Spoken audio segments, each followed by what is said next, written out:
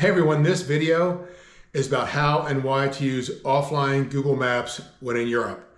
If you're a subscriber, you know that in 2025 we're traveling to Europe. Last December we did travel to Europe for about 5 weeks to test, our travel legs. Of all the apps we trialed, Google Maps offline feature was the most important. Here's why. First, in Europe data is expensive. It's not like the US, so you pay by the gig. I use Airlio's eSIM card and it was $40 for 10 gigs, so it really is expensive.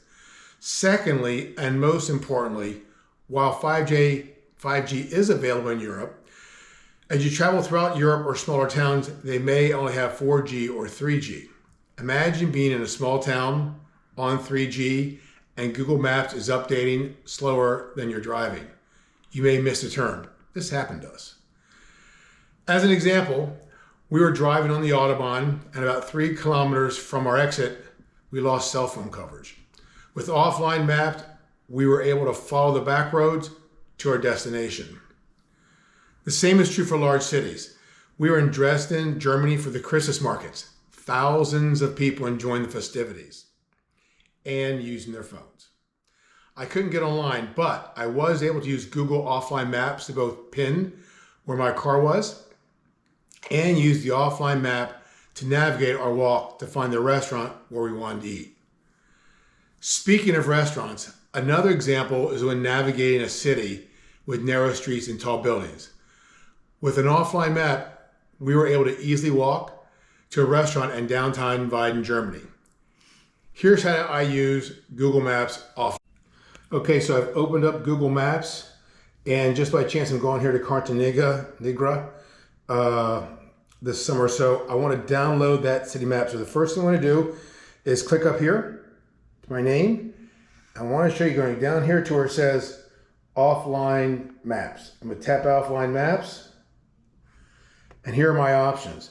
I'm going to choose select your own map, very top, and then it allows me to choose how big of a map I want to use. Now I just want Carta Negra, so I'm going to make it bigger. So I really want the detail of the city. I'm going to do some walking.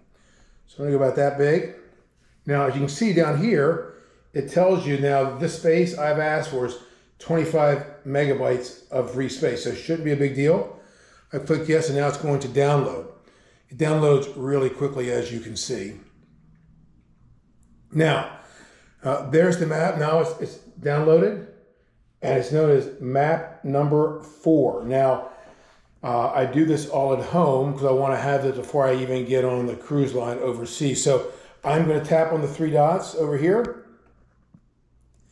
I'm going to rename. I'm going to choose what I want to rename it.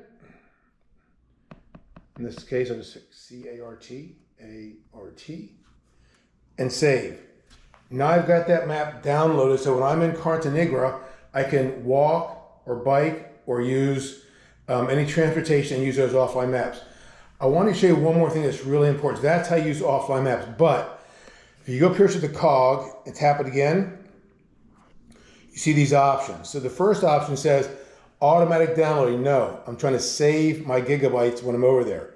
Second one is update offline maps. No, I don't want to do that either. I don't want to waste my gigs. I don't want to auto anything. I want to manage the entire process. Third one says when to download offline maps. Wi-Fi only or mobile. I don't want to waste mobile on this, so only Wi-Fi. Those are the 3 things. Those are the 3 things I want to use on maps. So with that, then I can just go back to maps, and now this whole area, Carta Negra, will be completely offline, and I will be able to use detailed map configurations. Again, this is really important.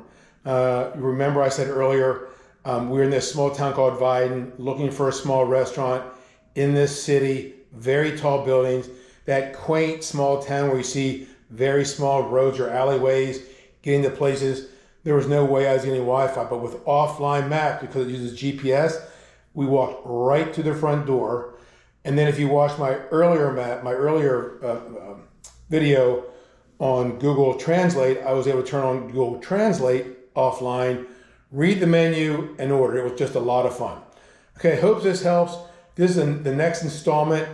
You'll be a whole playlist as we go through Europe, kind of each country and kind of lessons learned. I've got a few more videos I'm going to produce. I really want to do one on Airlio, that eSIM card, and some other things.